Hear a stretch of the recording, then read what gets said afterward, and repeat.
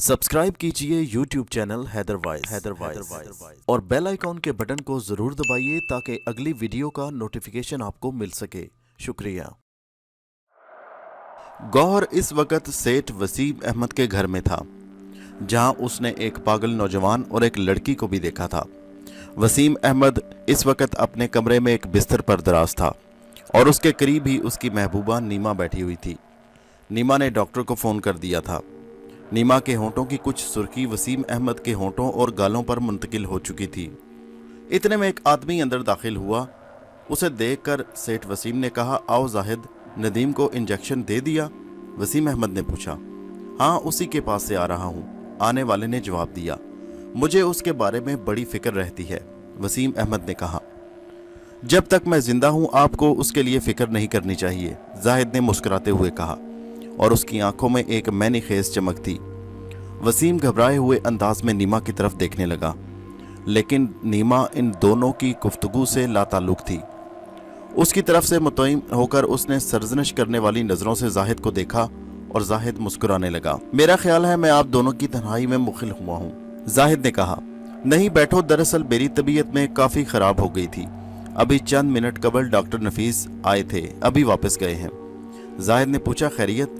बस एक अजीब सी कैफियत हो गई थी, इससे कबल ऐसा कभी नहीं हुआ। क्या हुआ? मैं दफ्तर से चला तो अचानक कार के नज़दीक पहुंचकर मुझे सर्दी लगी और फिर मुझे कुछ होश नहीं रहा। मुझे याद नहीं कि मैंने घर तक का फासला कैसे तय किया। फिर मैं घर में पहुंच गया। नीमा का कहना है कि इसने कार से उतरते वक्त मेरे अंदर कोई ख़ास बात महसूस नहीं की, लेकिन मैंने नीमा से हस्बे मामूल गुफ्तगू की। लेकिन यकीन करो जाहिद, मैं अपने आपे में नहीं था।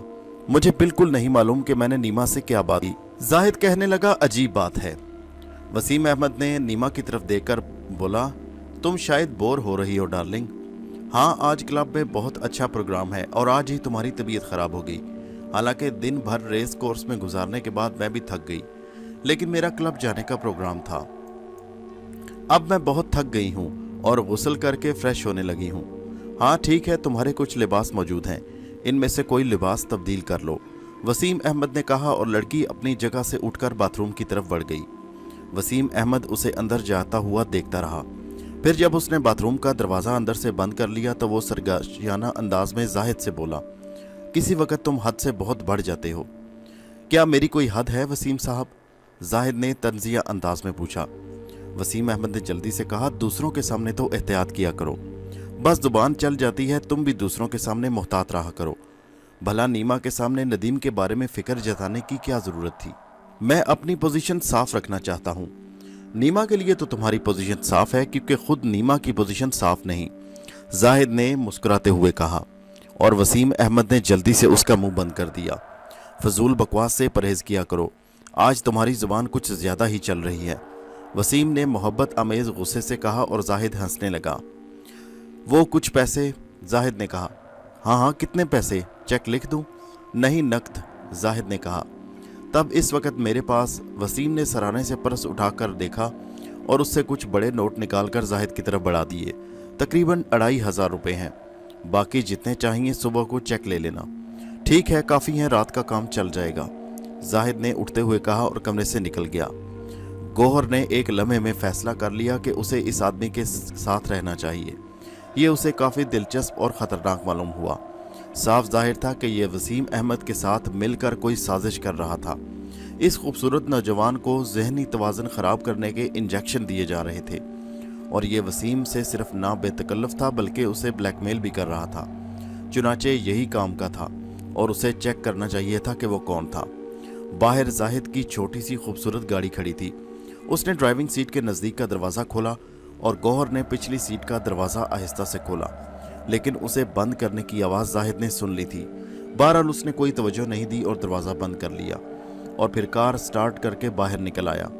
उसकी मंजिल एक छोटी सी खूबसूरत इमारत थी। वो उतर कर अंदर दाखिल हो गया और गौहर उस वक़्त उससे ज़्यादा दूर नहीं था।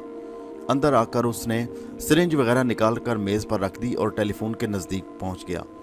उसने टेलीफोन पर कोई नंबर डायल किया और रिसीवर कान से लगा लिया। दूसरी तरफ राब्ता कायम होने के बाद वो प्यार भरे लहजे में बोला, नौशी डियर, क्या कर रही हो?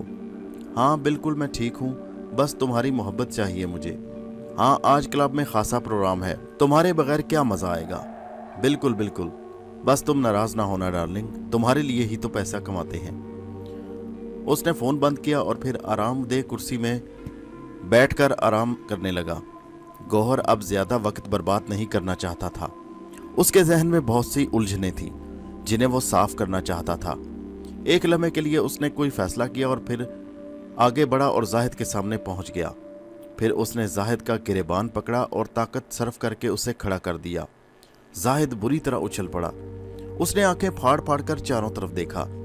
फिर उसके हाथों ने गौहर की मजबूत कलाई पकड़ ली। वो गौहर की नजर ना आने वाली कलाई छूते ही उसके जिस्म पर खौफ से लर्जा तारी हो गया। कौन हो तुम? उसने खिसियाते हुए कहा। अगर झूठ बोलने की कोशिश की तो मैं तुम्हारी मौत हूं, और अगर सच बोले तो तुम्हारा दोस्त हूं। गौहर ने उसका गिरेबान छोड़कर उसको धक्का देते हुए कहा। वो बुरी तरह पीछे गिरा। मुमकिन है उसे चोट भी लगी हो, लेकिन उस वक्त चोट का उसे एहसास नहीं था। वो फटी फटी आंखों से खलाओं में घूर रहा था। मुझे तुमसे कुछ सवालों के जवाब चाहिए, गौहर ने सख्त लहजे में कहा। मगर तुम हो कौन? जाहिद अभी तक खौफजदा था। गौहर ने कहा, मैं तुम्हारे किसी सवाल का जवाब देने के लिए मजबूर नहीं हूं। तुम्हें सिर्फ मेरे सवालों के जवाब देने हैं, और अगर इस सिलसिले में तुमने झूठ बोलने की कोशिश की तो तुम्हारी इबरतनाक मौत होगी। किसी को पता नहीं चल सकेगा कि बंद कमरे में तुम्हें किसने मारा। लोग इसे खुदकुशी का नाम देंगे। ये अल्फाज गौहर ने ऐसे सख्त और शफाक अल्फाज में कहे कि जाहिद के रहे से हवास जाते रहे। अव्वल तो एक नादीदा आवाज़ जो नज़र नहीं आ रहा था मगर उसकी आवाज़ आ रही थी, और फिर उसकी गहरी गहरी सांसों की आवाज़ें भी थी। तो मैं तुमसे तरतीबवार सवालात पूछूंगा, गौहर ने कहा। तुम्हें इन पर गौर नहीं करना, सिर्फ उन सवालों के जवाब देने हैं। क्यों और क्या की कोशिश तुम्हारे लिए नुकसानदेह होगी, गौहर ने कहा। जाहिद खौफ से थूक निकलने लगा। उसने कोई जवाब नहीं दिया।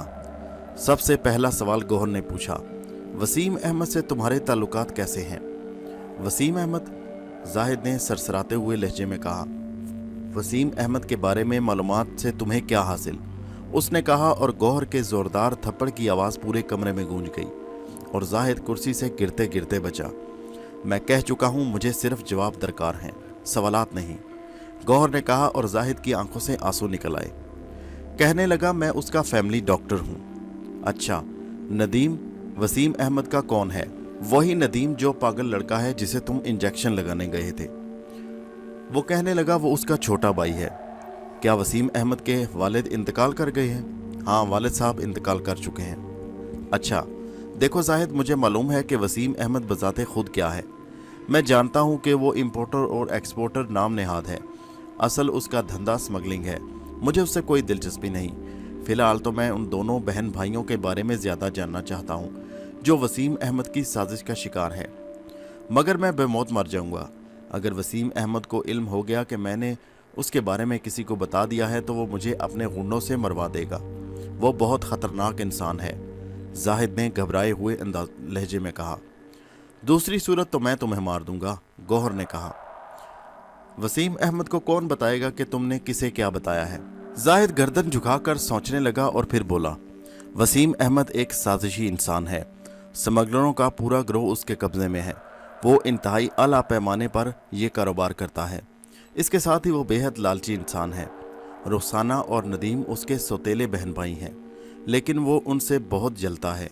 उनके वालिद ने मरते वक्त अपनी जायदाद के 3 हिस्से किए, वो बेटों के नाम और एक बेटी के नाम। नदीम बहुत सुलझे हुए जहन का इंसान था। इसने अपने बड़े भाई वसीम को अपने बाप की जगह तस्वर किया और उसके साथ ही रहना पसंद किया, लेकिन वसीम अहमद के जहन में कुछ और ही ख्याल परवरिश पा रहे थे। वो भाई और बहन का हिस्सा भी हजम करना चाहता था। उसका सलूक उन दोनों के साथ बहुत बुरा था, लेकिन चालाक आदमी है, अपनी पोजीशन भी साफ रखना चाहता है, इसलिए उसने उन दोनों को कत्ल नहीं करवाया। अलबत्ता उनके बारे में सोचता रहा। बात यहाँ तक रहती तो ठीक थी, लेकिन बदकिस्मती से नदीम ने उसके कमरे में वो कागजात देख लिए जिनकी रूह से वसीम अहमद को साफ स्मगलर करार दिया जा सकता था। सुलझे हुए जहन का नदीम इस बात पर बिफर गया। उसे मुल्क व कौम से हमदर्दी है, चुनाचे वो वसीम अहमद की ये हरकत बर्दाश्त नहीं कर सका और उसने उससे दो टोक बात की। उसने कहा कि कागजात उसके कब्जे में हैं। अगर वसीम अहमद ने 1 माह के अंदर ये कारोबार ख़त्म नहीं किया तो वो पुलिस को इतला देगा। और वसीम के हाथों के तोते उड़ गए। उसने चालाकी से काम लेते हुए नदीम के सामने शर्मिंदगी का इजहार किया कि आइंदा वो इस कारोबार से मुंह मोड़ लेगा। उसका जहन इस सिलसिले में बहुत परेशान था। उन दिनों नदीम बीमार पड़ गया और मैं हस्बे मामूल उसके लिए दवाएं तजवीज़ करने लगा। तब वसीम अहमद के जहन में एक तरकीब आ गई। वो मुझसे मिला और उसने 50,000 रुपये का एक चेक मुझे दिया और अपनी स्कीम बताई। मैं वसीम के साथ उसकी साजिश में शामिल हो गया और नदीम को ऐसे इंजेक्शन देने लगा जिन्होंने उसका दिमागी तवाज़न और बिगाड़ दिया और वो ठीक ना हो सका। वसीम अहमद की ख्वाहिश के मुताबिक नदीम को ऐसे इंजेक्शन दे रहा हूँ जो उसके ज़हनी तवाज़न को मुसलसल ख़राब रखें और अंदरूनी तौर पर उसे नुकसान पहुँचाते रहें। बिल आखिर वो एक तवील बीमारी से मर जाएगा और कोई भी उस पर शुबा नहीं कर सकेगा कि उसका कत्ल किया गया है। रह गई रुखसाना तो वो एक तालीम याफ्ता लड़की होने के बावजूद बुज़दिल और बेज़ुबान है। वो भाई के लिए सिर्फ आंसू बहा सकती है, उसके लिए कुछ नहीं कर सकती। वो वसीम अहमद के लिए बेज़रर है, इसलिए वसीम अहमद ने उसे यूं ही छोड़ रखा है। रुखसाना की एक दिन शादी मेरे साथ कर देंगे और अब वसीम अहमद अब मेरे कब्ज़े में है। मैं उससे ज़रूरत के मुताबिक रकम ऐंठता रहता हूँ। जाहिद खामोश हो गया और गौहर के जहन में तूफ़ान उठते रहे। दौलत, यहाँ भी दौलत की कारस्तानी है। सब कुछ दौलत के लिए हो रहा है, क्यों तौफीक बाबा? उसने सवाल किया। क्या तुम चले गए? जाहिद की आवाज़ उभरी। नहीं, मैं मौजूद हूँ, गौहर ने जवाब दिया और फिर बोला, क्या तुम्हें इन बेगुनाह इंसानों पर जुल्म करके ज़रा भी तरस नहीं आता? क्या तुम उस बेगुनाह लड़की पर जुल्म करते हुए खौफ महसूस नहीं करते जिसे तुम अपनी बीवी बनाना चाहते हो? वो कहने लगा, मैं कमज़ोर इंसान हूँ दोस्त, मैं खुद को अच्छा इंसान नहीं बना सकता। मुझे दौलत अजीज़ है इस दुनिया में रहने के लिए। मैं भी दूसरे लोगों की तरह खुश रहना चाहता हूँ। गौहर ने पूछा, क्या जिंदगी की बाजी लगाकर? नहीं, जिंदगी के लिए तो सब कुछ किया जाता है। तो तुम जिंदा रहना चाहते हो? तब तुम्हें मेरे हुक्म पर चलना होगा, वरना मैं तुम्हें नदीम से ज्यादा बेबसी की मौत मारूंगा। मैं तुमसे ज्यादा ताकतवर हूँ और तुम मेरा कुछ नहीं बिगाड़ सकते, गौहर ने कहा। और जाहिद खौफजदा हो गया। कहने लगा, मगर तुम हो कौन? तुम जो कोई भी समझो। तुम चाहते क्या हो? तुम डॉक्टर हो, तुम्हारे पास ही इंजेक्शन का तोड़ भी होगा जो तुम नदीम को लगा रहे हो। कल को नदीम को दूसरे इंजेक्शन लगने चाहिए। तुम वसीम अहमद पर यही जाहिर करोगे कि तुम अपना काम हस्बे मामूल कर रहे हो, लेकिन असल में नदीम का इलाज होना चाहिए, बेहतर इलाज।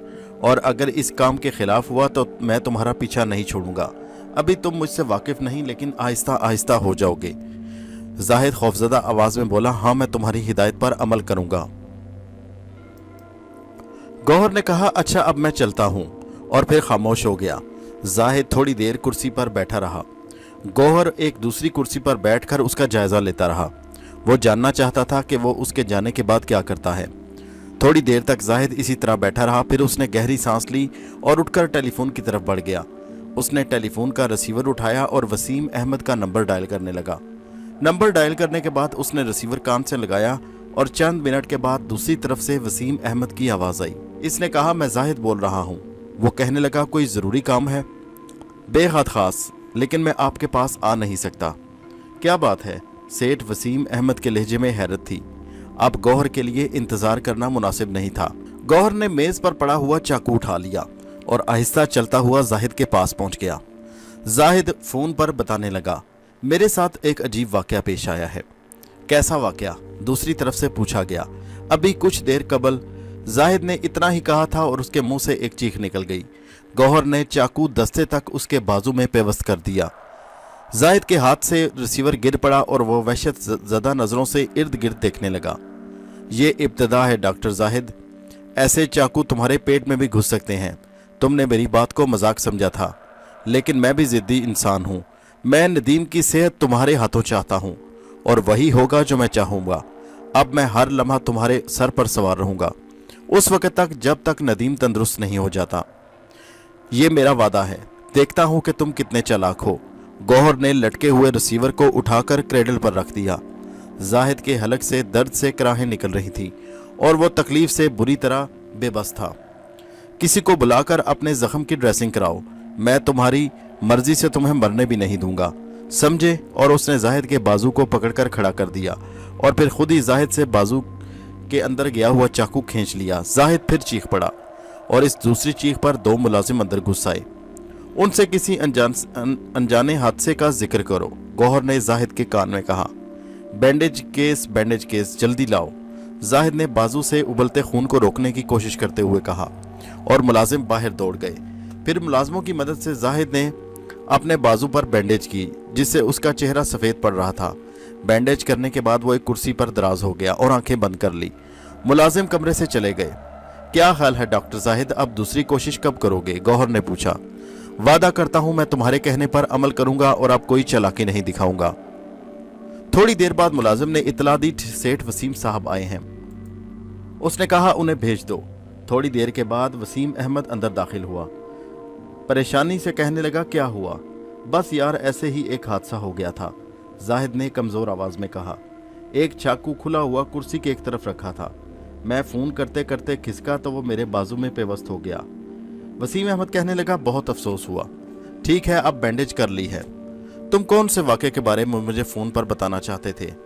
बस यार कोई ख़ास बात नहीं, दरअसल जो आपने पैसे दिए थे वो एक जेब कुतरे ने उड़ा लिए। क्लब जाने का प्रोग्राम था लेकिन अब सब प्रोग्राम गारत हो गया। और फिर डॉक्टर जाहिद ने उसके कहने के मुताबिक नदीम का इलाज करना शुरू कर दिया।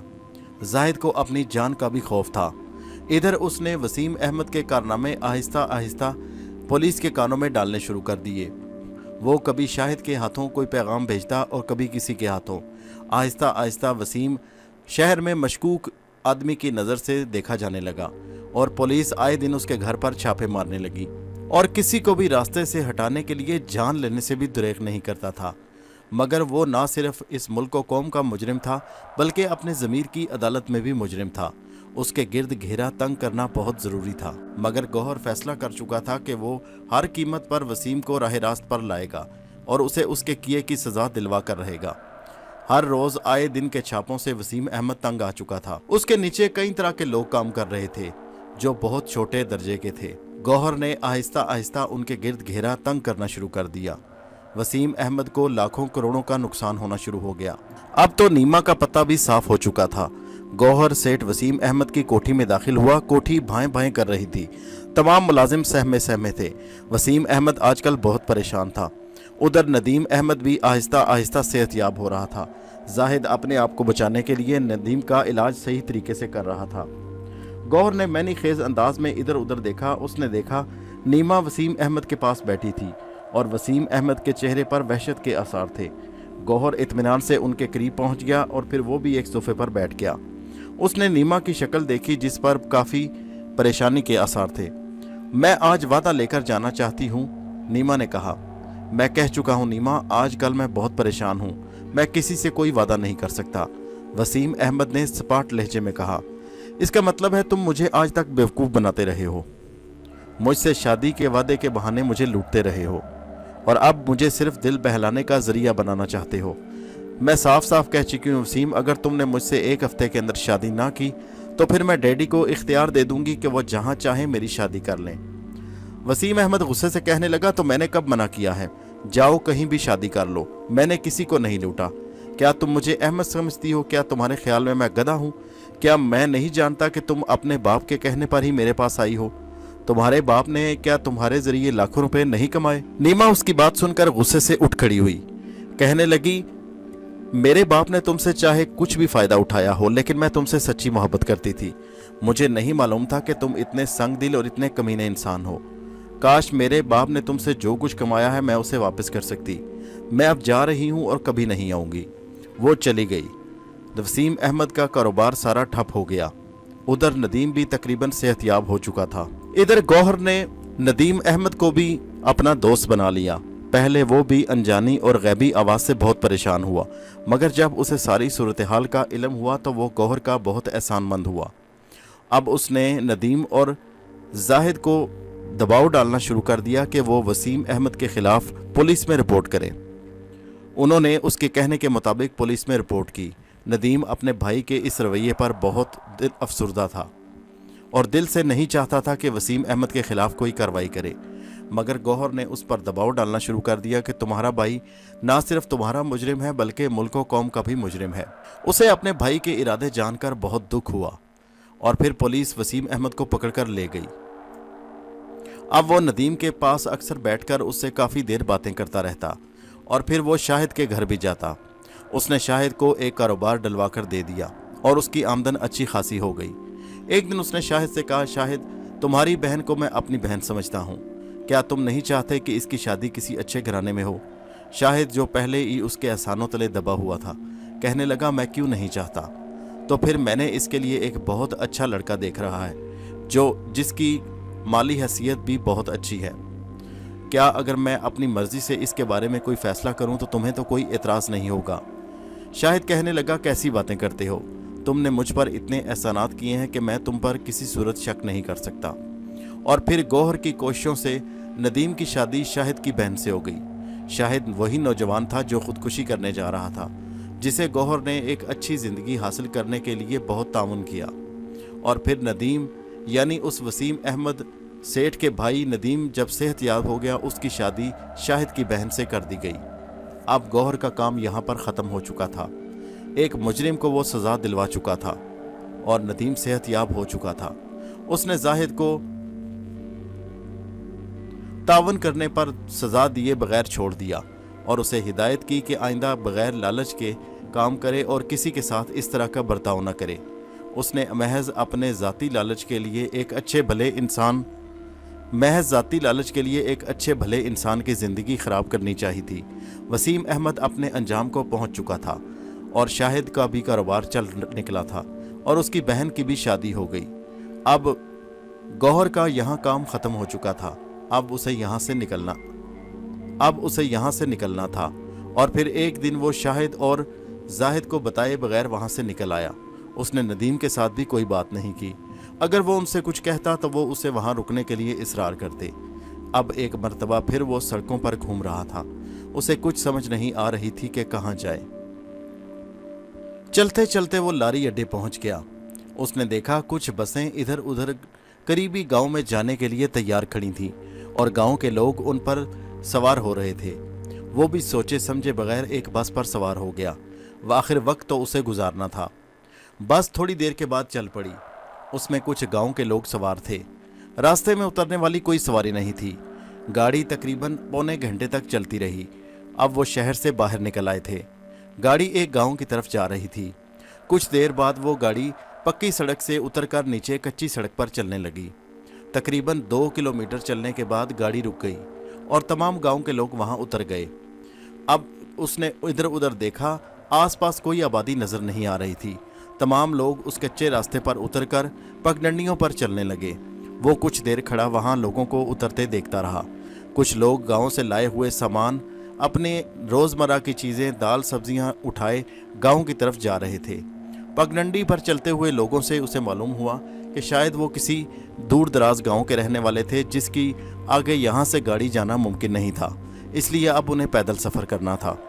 جب سارے لوگ پگڈنڈیوں پر چلنے لگے، کچھ دیر وہ کھڑا انہیں جاتا ہوا دیکھتا رہا۔ بس ان سب کو اتار کر وہیں سے واپس مڑ گئی۔ اب اس نے بھی فیصلہ کر لیا کہ ان گاؤں والوں کے پیچھے چلنا چاہیے۔ وہ بھی آہستہ آہستہ ان گاؤں والوں کے پیچھے چلنے لگا۔ یہاں تک پہنچتے پہنچتے اسے شام ہو چکی تھی۔ تقریباً 10 منٹ کے چلنے کے بعد اس نے دیکھا دور کچے پکے مکان نظر آنے شروع ہو گئے۔ چھوٹی سی ایک پہاڑی کے ٹیلے پر چھوٹا سا گاؤں تھا۔ کوئی تقریباً 30-35 کے قریب گھر ہوں گے۔ تمام لوگ گاؤں میں پہنچ کر گلیوں میں چلے گئے اور وہ گاؤں کے مین چوک میں کھڑا ادھر ادھر دیکھنے لگا۔ بالکل چھوٹا سا گاؤں تھا، انتہائی دیہاتی قسم کا ماحول تھا۔ شام کا اندھیرا پھیل رہا تھا۔ اس نے دیکھا گاؤں کے کچھ لوگ اپنے اپنے جانور اور کھیتی باڑیوں سے فارغ ہو کر واپس اپنے اپنے گھروں کو لوٹ رہے تھے۔ وہ گاؤں کے درمیان ہی ایک تندور کے ساتھ ایک چبوترے پر بیٹھ گیا اور انہیں دلچسپی سے دیکھنے لگا۔ تھوڑی دیر بعد اس نے دیکھا کہ جس جگہ پر وہ بیٹھا ہوا تھا وہاں پر کچھ عورتیں آئیں اور انہوں نے تندور میں لکڑیاں ڈال کر اسے جلانا شروع کر دیا۔ شاید وہ اب روٹیاں پکانے کے لیے تیار تھیں، کیونکہ رات کا وقت ہونے لگا تھا اور اب کھانے کا وقت ہو رہا تھا، اور اس خیال کے تحت ہی اسے اچانک بھوک نے ستانا شروع کر دیا۔ تھوڑی دیر بعد اس نے دیکھا کہ گاؤں کے لوگ خصوصاً عورتیں اپنے اپنے برتنوں میں آٹا لیے چلی آ رہی تھیں۔ اب انہوں نے اس تندور پر روٹیاں لگانی تھیں۔ ایک بڑی عمر کی عورت نے تندور سنبھال لیا اور پیڑے بنا بنا کر تندور میں ڈال کر روٹیاں نکالنے لگی۔ اسے بھوک نے ستایا تو وہ روٹیاں ایسے ہی اٹھا اٹھا کر کھانے لگا۔ کسی عورت کی نظر اس پر نہیں پڑی۔ वो फौरन रोटी उठा लेता और रोटी गायब हो जाती और वो उसे आराम से मज़े ले लेकर खाने लगता। अचानक एक औरत की नज़र उस वक़्त पड़ गई जिस वक़्त उसने रोटी उठाई। वो रोटी को गायब होते देखकर ऊंची ऊंची चिल्लाने लगी, चीखने लगी और खौफजदा होकर वहां से भाग गई। बाकी औरतें उस औरत को चीखते चिल्लाते हुए हैरत से हौनकों की तरह देख रही थी कि आखिर इसे अचानक खड़े खड़े क्या हो गया। गौहर हंसने लगा। अब उसने मजीद उन औरतों को परेशान करने का इरादा तर्क कर दिया। वैसे भी वो 3-4 रोटियां खा चुका था। वो खामोशी से एक तरफ होकर खड़ा हो गया। उसने देखा सब औरतें बातें कर रही हैं, मगर एक उधेड़ उम्र औरत एक तरफ खामोशी से खड़ी थी। गौहर ने गौर से देखा, उसकी आंखों में बहुत उदासी थी। थोड़ी देर बाद उसने कुछ रोटियां लगवाईं और फिर आराम से बर्तन उठाकर जिधर से आई थी उधर को मुड़ गई। गौहर को तजस्सुस हुआ और वो उस औरत के पीछे चलने लगा। वो जानना चाहता था कि औरत इतनी उदास क्यों है। उसे वो परेशान हाल लग रही थी। दोस्तों, ये कहानी अभी ख़त्म नहीं हुई, अभी ये कहानी जारी है। हमारी आपसे दरख्वास्त है कि इस चैनल हैदर वॉइस को सब्सक्राइब ज़रूर कीजिए और हमें नीचे कमेंट में ज़रूर बताइए कि आपको कहानी कैसी लगी।